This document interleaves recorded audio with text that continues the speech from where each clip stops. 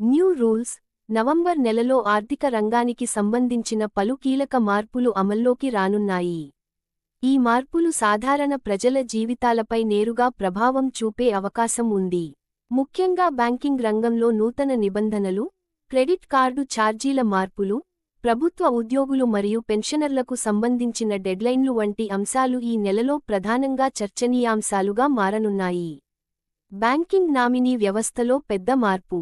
ఇప్పటివరకు బ్యాంక్ ఖాతాలు లేదా లాకర్లకు కేవలం ఒకరినే నామినీగా పేర్కొనడం సాధ్యమయ్యేది. అయితే, కేంద్ర ప్రభుత్వం తీసుకొచ్చిన కొత్త బ్యాంకింగ్ సవరణ చట్టం ప్రకారం ఇకపై ఖాతాదారులు గరిష్టంగా నలుగురిని నామినీలుగా నియమించుకోవచ్చు. ఈ నిబంధనలు నవంబర్ 1 నుంచి అమల్లోకి రానున్నాయి. దీనివల్ల ఖాతాదారుడి మరణానంతరం డబ్బు లేదా ఆస్తుల పంపిణీపై ఏర్పడే కుటుంబ తగాదాలు, చట్టపరమైన సమస్యలు గణనీయంగా తగ్గుతాయని అధికారులు చెబుతున్నారు. ఒకటి కంటే ఎక్కువ నామినీలు ఉండటం వల్ల వారసుల మధ్య స్పష్టత ఏర్పడటమే కాక, నిధుల బదిలీ ప్రక్రియ సులభంగా పూర్తవుతుంది. ఎస్బీఐ క్రెడిట్ కార్డులపై కొత్త ఛార్జీలు. ఎస్బీఐ క్రెడిట్ కార్డుదారులు గమనించాల్సిన మరో ముఖ్యమైన విషయానికి ఉంది.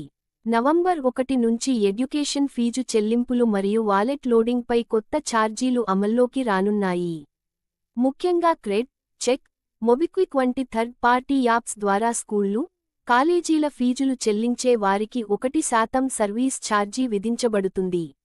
అయితే విద్యాసంస్థల అధికారిక వెబ్సైట్లు లేదా పిఓఎస్ మెషీన్ల ద్వారా చేసే చెల్లింపులకు ఈ ఫీజు వర్తించదు. అలాగే వాలెట్లో ₹1000 కంటే ఎక్కువ మొత్తాన్ని లోడ్ చేసినప్పుడు కూడా 1% అదనపు ఛార్జీ చెల్లించాల్సి ఉంటుంది.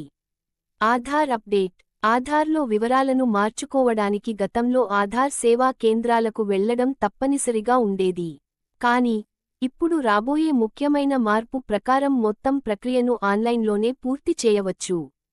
ఆన్లైన్లో మీరు సమర్పించే పేరు లేదా చిరునామా వంటి వివరాలు, మీ PAN card, passport, driving licence లేదా రేషన్ కార్డు వంటి అధికారిక ప్రభుత్వ డాక్యుమెంట్లతో ఆటోమేటిక్గా ధృవీకరించబడతాయి.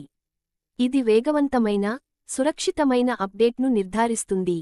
ఇక 5 నుంచి 7 ఏళ్ల మరియు 15 నుంచి 17 ఏళ్ల పిల్లలకు ఉచిత బయోమెట్రిక్ అప్డేట్లు చేసుకోవచ్చు.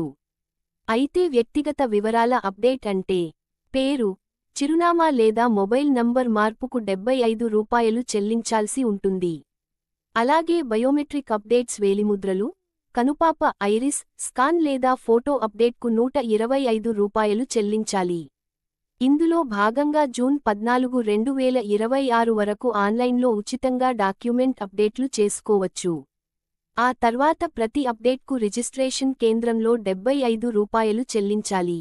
అలాగే ఆధార్ కార్డును రీప్రింట్ చేసుకోవడానికి ₹40 చెల్లించాల్సి ఉంటుంది. ఇక ముఖ్యముగా చెప్పుకోవాల్సింది డోర్ స్టెప్ ఎన్రోల్మెంట్ సేవలో మొదటి వ్యక్తికి ₹700, అదే చిరునామాలో అదనపు వ్యక్తికి ₹350 వాసులు చేయనున్నారు. యూపీఎస్ మార్పు గడువు. కేంద్ర ప్రభుత్వ ఉద్యోగులకు నేషనల్ పెన్షన్ సిస్టమ్ (ఎన్పీఎస్) నుంచి యూనిఫైడ్ పెన్షన్ సిస్టమ్ (యూపీఎస్) కు మారేందుకు ఇచ్చిన గడువు నవంబర్ 30తో ముగియనుంది. ప్రారంభంలో ఈ గడువు సెప్టెంబర్ 30 వరకు మాత్రమే ఉండగా, ఉద్యోగుల సౌలభ్యం కోసం ఆర్థిక మంత్రిత్వ శాఖ దాన్ని మరో 2 నెలలు పొడిగించింది. ఇది ఉద్యోగులు తమ రిటైర్మెంట్ ఫండ్ను కొత్త విధానంలోకి మార్చుకునే చివరి అవకాశం కావడంతో, సంబంధిత విభాగాలు వేగంగా చర్యలు తీసుకోవాలని సూచిస్తున్నాయి.